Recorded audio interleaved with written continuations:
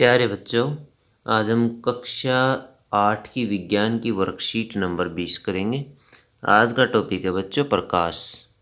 आज हम प्रकाश परावर्तन के नियम और समतल दर्पण में बनने वाले प्रतिबिंब के लक्षणों के बारे में जानेंगे। प्रकाश परावर्तन के नियम। प्रकाश परावर्तन का पहला नियम, आपतन कोण सदैव परावर्तन कोण के बराबर होता है।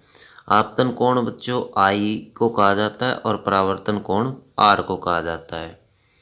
परावर्तन कोण का दूसरा प्रकाश परावर्तन का दूसरा नियम, आपतित किरण आपतन बिंदु पर अभिलंब तथा परावर्तित किरण ये सभी एक तल में होते हैं, ये एक ही साइड में मिलेंगे आपको।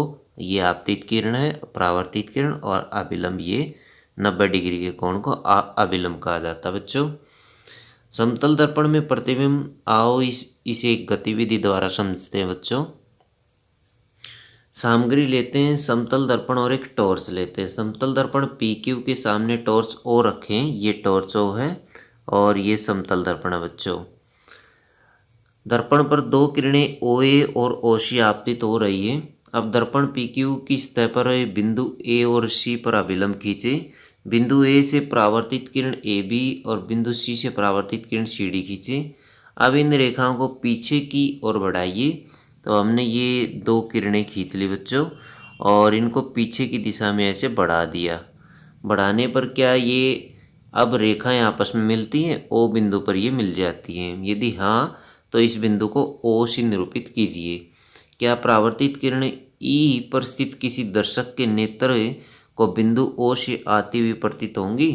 क्योंकि परावर्तित किरणें वास्तव में ओ पर नहीं मिलती हैं, बल्कि मिलती हुई प्रतीत होती हैं, ओ पर मिलती हुई प्रतीत होती हैं। इसी वजह से इनको डॉटेड लाइन से दिखाया गया बच्चों। इसलिए हम कहते हैं कि बिंदु ओ का आभासी प्रतिबिंब है। जहाँ भी हमें मिलती हुई प्रतीत होती है किरणें, वहाँ पर आभासी प्रतिबिंब बनता है। समतल दर्पण द्वारा बने प्रतिबिंब के कुछ लक्षण होते हैं बच्चों, देखते हैं क्या क्या लक्षण होते हैं। प्रतिबिंब दर्पण के पीछे उतनी दूरी पर दिखाई देता है जितनी दूरी पर वस्तु दर्पण के सामने रखी होती है। जैसे आप देख सकते हैं ये मोमबत्ती, जितनी दूरी पर मोमबत्ती रखी है उतनी पीछे प्रतिबिंब बनता है। जैसे ये शार्पनर देख सकते हैं, जिस बॉक्स में ये रखा गया है उसी बॉक्स में ये पीछे दिखाई देगा दर्पण के। प्रतिबिंब सीधा और बिंब के आकार का बनता है। प्रतिबिंब बिल्कुल सीधा दिखाई देगा, मोमबत्ती सीधी थी, सीधी दिखाई दे रही है। और बिंब होती है बच्चों वस्तु, वस्तु के आकार का ही प्रतिबिंब बनता है। जितने साइज की वस्तु होती है, मान लीजिए ये 2 सेंटीमीटर की है तो 2 सेंटीमीटर की ही हमें पीछे दिखाई देगी। प्रतिबिंब को पर्दे पर प्राप्त नहीं किया जा सकता, यह आभासी बनता है। समतल दर्पण में वस्तु का दायां भाग प्रतिबिंब में बायां भाग दिखाई देता है, जिसे पार्श्व व्युत्क्रमण कहते हैं। क्या आप समझ सकते हैं कि एम्बुलेंस को शब्द को इस तरह से क्यों लिखा जाता है?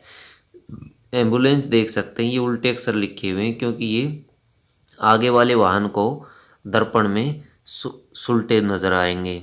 ये चित्र आप देख सकते हैं, ये राइट हैंड इसने उठाया हुआ है और दर्पण में इसका बायां हाथ दिखाई दे रहा है, यानी लेफ्ट हैंड दिखाई देगा।